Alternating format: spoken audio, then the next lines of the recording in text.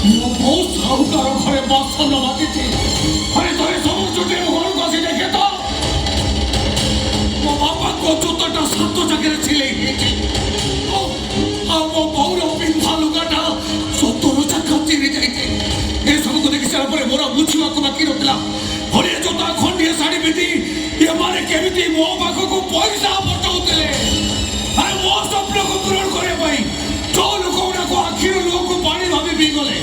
ଆଳୁ ଚକଟା ଭାତ ଖାଇ ଜୀବନ ବିତେଇ ଦେଲେ, ଆଜି ତମ ଠାକୁର ପୂଜା ହେଇପାରିନି ବୋଲି ତମେ ସେଇମାନଙ୍କୁ ଅପମାନିତ କରିବ।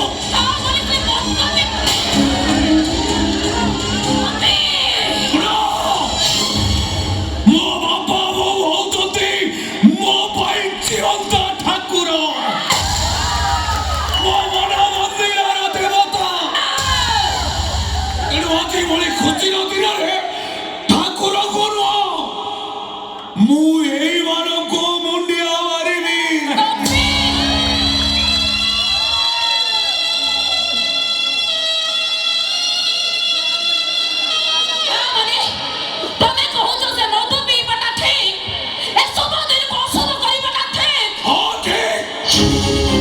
ମୁଁ ଜାଣିଥିଲି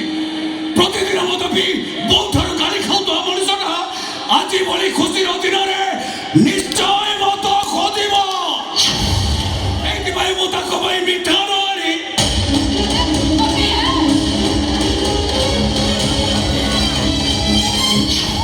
ଏଇ ମଦ ଆଣିଛି।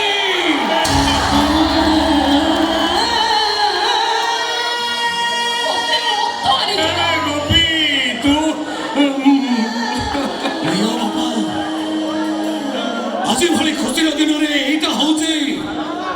ମୋ ତରଫରୁ ତମ ପାଇଁ ଖୁସିର ଉପହାର।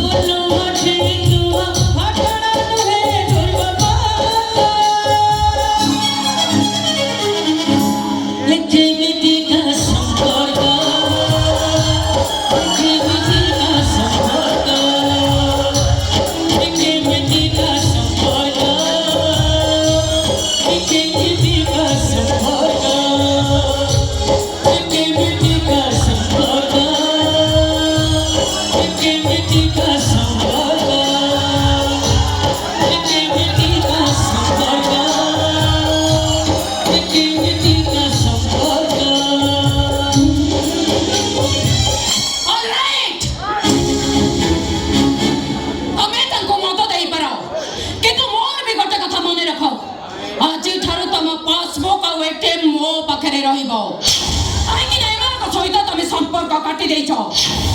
एटा जेमिति तमर मने रुए गोपी।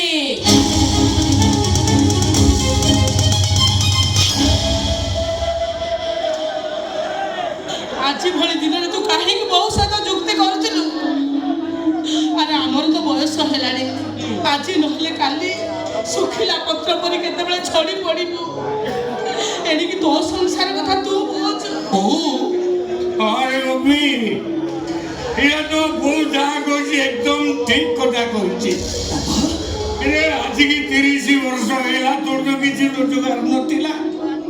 ये हमें बुढ़ा बुढ़ी दिखा से चलुलु ना नहीं बाबा गोपी रे एबे भी ये दुनिया रे अनेक लोक अछंती भोक उपास रे रहउछंती। हेले हमकु तो मुठाए भात टिके आलू चकटा मिलुची এইটা কোনো ଆମ ପାଇଁ ବଡ଼ କଥା ନୁହଁ ବାପା ଗୋପୀରେ ଏ ତୁ ସେଦିନ ଆମ ପାଖରୁ ଅଲଗା ହେଇଯାଇଛୁ ଖୁବ୍ ଭଲ କରୁଛୁ ତାହା ନହେଲେ ମୁଁ ଆଜି ତୋତେ ଆମ ପାଖରୁ ଅଲଗା କରିଦେଇଥାନ୍ତି କାହିଁକି କହିଲୁ ଏ ଘରକୁ ବୋହୂଟିଏ ଆସିଲା ପରେ ଆଉ ବାପା ମାଙ୍କର କିଛି ଆବଶ୍ୟକତା ନଥାଏ ବହୁ ସିନା ତ ATM ପାସବୁକ୍ ନେଇଯିବ ହେଲେ ଆରାଇ ଗୋପୀର ବାପା ବୋଉର ପରିଚୟ କ'ଣ ବଦଳି ଦେଇପାରିବ ନା ନା ନା ଇଏ କୋଠା ଘରକୁ ଆସି ମୁଁ ସିନା ତତେ ନିଜ ହାତରେ ଖୁଆଇ ପାରିବିନି ହେଲେ ସେ ମାଟି ଘରେ ଥାଇ ତୁ ନିତି ଅଫିସ ଯା ବାଟରେ ମୁଁ ସେ ଦୁଆର ବନ୍ଧ ପାଖରେ ଠିଆ ହେଇ ଦେଖୁଥିବି ମୋ ପୁଅ ଗୋପୀ କାହିଁକି ଘରକୁ ଫେରିନି ବୋଲି ବୋହୂଟାକୁ ସିନା ମୁଁ ପଚାରି ପାରିବିନି ହେଲେ ହାତରେ ଲଣ୍ଠନଟାକୁ ଧରେଇ ଦେଇ ତୋ ବାପାକୁ ଅଧା ବାଟ ଯାଇ ପଠେଇ ଦେଇ ପାରିବି ଆରେ ପୁଅ ପରା ହଉଛି ଯୁଗ ଯୁଗ ପାଇଁ ମାର ଆଉ ଏଇ କଥାକୁ ଭାବି ଭାବି ମୋ ବାକି ଜୀବନଟାକୁ ମୁଁ ବେଶ ଆରାମରେ ବିତେଇ ଦେବି ମୁଁ ସତ କହୁଛି ଲୋ ମାଟି ଘରୁ ଏ କୋଠା ଘରକୁ ଆସିଲା ପରେ ମତେ ଯେମିତି ଲାଗୁଛି ସତକୁ ସତ ମୋ ଜୀବନଟା ମାଟି ହେଇଯାଇଛି ମୁଁ ଭାବିଥିଲି ମୋ ଚାକିରି ପାଇବା ଖୁସିରେ ଅର୍ଚ୍ଚନା ବଦଳି ଯାଇ ସବୁଦିନ ପାଇଁ ତମ ମାନଙ୍କୁ ସେ ମାଟି ଘରୁ ଏ କୋଠା ଘରକୁ ନେଇ ଆସିବ ହେଲେ ମୁଁ ଜାଣିନଥିଲି ଲୋ ଅର୍ଚ୍ଚନା ସବୁଦିନ ପାଇଁ ଏମିତି ଆମ ସମ୍ପର୍କ ମଝିରେ ପାଚେରୀ ଠିଆ କରେଇଦବ ତଥାପି ଆନନ୍ଦ ଦାସ ମହା ଆନନ୍ଦରେ ରହିବ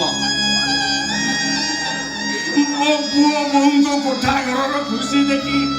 ସେ ସେମିତି ଖାଲି ହସୁଥିବ ଗୋପୀରେ ତମ ମାନଙ୍କ କଥା ଯେତେବେଳେ ଆମର ଟିକେ ମନେ ପଡିଯିବ ଏ ବୋଉଟା ସିନା କାନ୍ଦି କାନ୍ଦି ଆଖିର ଲୁହ ଗୁଡାକ ପିଇଯିବ ହେଲେ ଇଏ ଆନନ୍ଦ ଦାସ ପେଟେ ମାଲ ପିଇ ଦେଇ ଆରାମରେ ଶୋଇଯିବ ଆଉ କିଛି କୁହନି ବାପା ଏ ପିଲାମାନେ ଅଲଗା ହେଇଗଲା ପରେ ସମ୍ପର୍କଟା କେବେ ଅଲଗା ହେଇଯାଏନି ଆଉ ସେଇ ସମ୍ପର୍କର ପରିଚୟ ନେଇ ମୁଁ ଯେତେବେଳେ ଗାଁ ଦାଣ୍ଡରେ ଚାଲି ଯାଉଥିବି ଲୋକମାନେ ସବୁ ମତେ ଦେଖି କହିବେ ଦେଖରେ ସମସ୍ତେ ଦେଖ ଏ ଆରାଇ ଗୋପୀନାଥ ଦାସର ବାପା ଯାଉଛି ସେତିକିରେ କଣ ମୋ ପେଟ ପୁରି ଯିବନି ଆଉ କିଛି କୁହନି ମୋ ତ୍ୟାଗ ପରିଶ୍ରମର ମୂଲ୍ୟ କଣ ମତେ ସେତିକିରେ ମିଳିଯିବନି ଗୋପୀରେ ଏ ପୁଅ ରୋଜଗାରରେ ବସି ବସି ଖାଇଲେ ତାକୁ ବାପା କୁହାଯାଏନି ଦୁଃଖକୁ ଆପଣାର କରି ପୁଅର ଖୁସିରେ ଖୁସି ହଉଥିବା ଲୋକଟାର ନାଁ ହଉଛି ବାପା ଆଖି ତଳେ ସ୍ୱପ୍ନଠାରୁ ଲୁହ ଅଧିକ ଜୀବନର ସୁଖଠାରୁ ଦୁଃଖ ଅଧିକ ଆଖି ତଳେ ସ୍ୱପ୍ନଠାରୁ ଲୁହ ଅଧିକ ଜୀବନର ସୁଖଠାରୁ ଦୁଃଖ ଅଧିକ ସମୟ କରିଛି ଏମିତି କାଚୁଛି ବିଚରା ଜୀବନ ଭୋଗୁଛି ରେ ଶାସ୍ତି